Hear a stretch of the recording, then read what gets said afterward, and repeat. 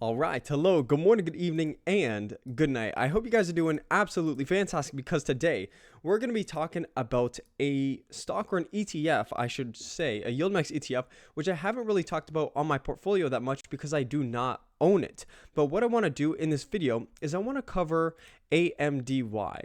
The reason being is because AMD, the underlying stock for AMDY, has seen a pretty significant crash over the past year.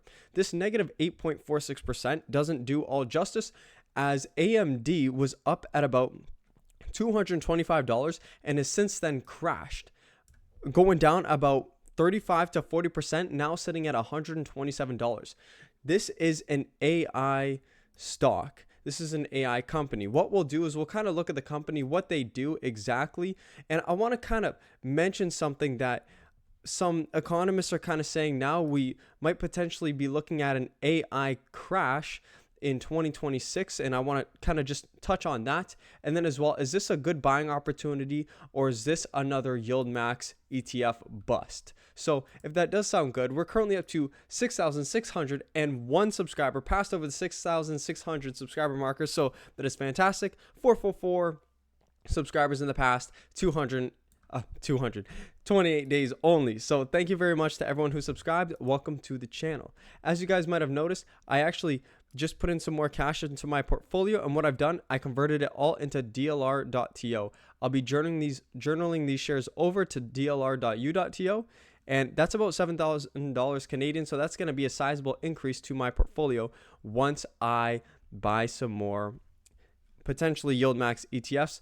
I'm not necessarily sure what I'm looking to do yet. I have a couple options such as YMAX as well, but that'll be for the future.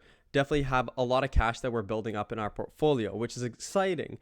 Now we're talking about AMDY, another stock that could potentially be exciting because it's at a pretty significant price marker, down pretty much 50% from its Yieldmax inception, just about.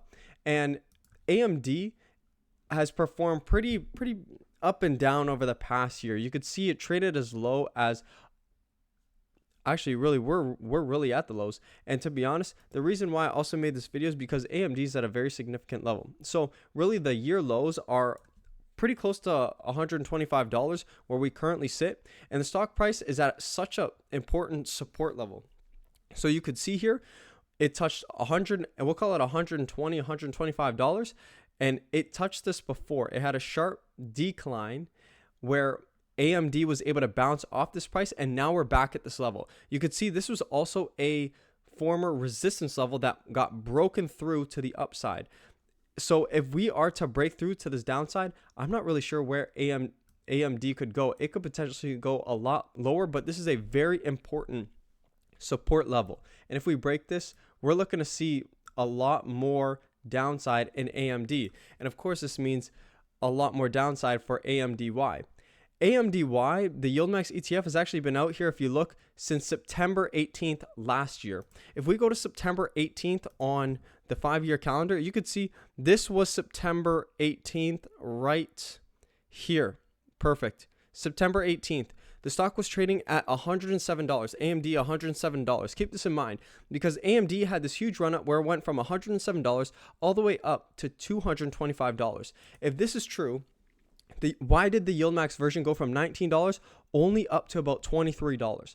Well, at the same time period, AMDY was paying huge dividends. If we kind of go back and we see these dividends, they're paying out $1, $1.40, $1.60, $1.30. So paying out some pretty significant dividends in this time period, but the Yieldmax version wasn't able to keep up with the gains. And this is where the Yieldmax strategy, once again, you have to be very careful. You have to find stocks which appreciate slow over time and gradual over time that the Yieldmax ETF is able to catch up on. In this example with AMDY, it wasn't. AMD went from here on September 18th, we'll call it $100 to February 2024. This is only a 3 to 4 month kind of difference here, or time frame, 3 to 4 month time frame. You can see it went all the way up to $225. So that's over a 100% gain in about 3 to 4 months. And AMDY at the time was unable to capture this. Now, what do you have? You have a Yieldmax ETF that was sitting at all-time highs which was $24, and a stock which as well was sitting at all-time highs. And what happens after that? Sometimes there's a pullback. And when there's a pullback, if the Yieldmax ETF isn't able to take all of that upside, it will experience all of that downside, which is exactly what has happened to AMDY over the past year. AMD started at, well, for the sake of this case scenario, started at $225 and has gone down over the past year, with the Yieldmax ETF taking all of that downside, really hindering its price because, once again, AMDY wasn't able to capture the full run-up of AMD. Now, that's kind of where the Yieldmax ETF sits. It sits at a decently good position if you did not get in early. If you got in early, you're definitely suffering for this Yieldmax ETF. But could now potentially be a good time to buy in? It's hard to say.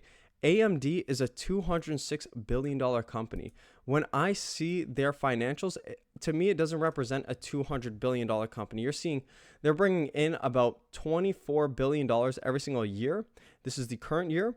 But you look at their operating income only bringing in $1.3 billion. Would you buy a $206 billion company to bring in a $206 billion company to bring in $1.3 billion every year? No, that's a 2% return. If even, no, that's a 1% return right there. That's a 1% return on your investment. That's a very poor investment in my opinion. I believe AMD is overvalued. And I believe a lot of AI stocks are actually overvalued.